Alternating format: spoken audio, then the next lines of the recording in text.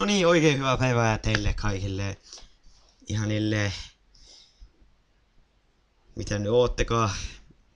Nyt mä näytän teille tänään tällaisen ihanan tavan, miten te saatte tuon Dota 2 tällaiseksi. Elikkä tällainen sininen teema. No tällainen International 2012 teema tähän Dotaan.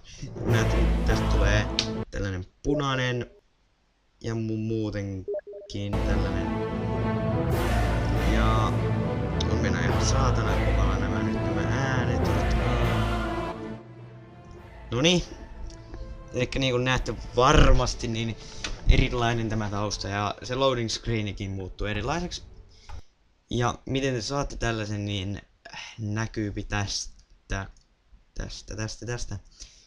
Kun mä etin nyt Dotan täältä ja se löytyy tästä, menette ominaisuudet, määritä käynnistysasetukset ja laitatte tuon tollasen. Jos mä otan ne pois, niin katsotaan mitä tapahtuu. Tulee taas sellainen vanha, eli tällainen. Jos te haluatte muuttaa tämän loading screenin ja tämän, kun siinä tulee se, siinä valikossa tulee se tämä. Kyllä te näette tämmönen punainen. Ja jos te haluatte siis vaihtaa sen, niin menette ominaisuudet, määrät käynnistysasetukset, kirjoitatte --international ja käynnistetään uudestaan. Ja siitä näette, että kyllä, se siis muuttui tällaiseksi. Ja tää on tällainen aika off-topic juttu, minkä mä halusin vaan näyttää teille ihan videona, tehdä teille tällaisen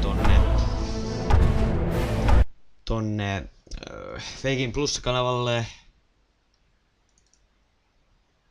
Ja se on siis varmaan morjesta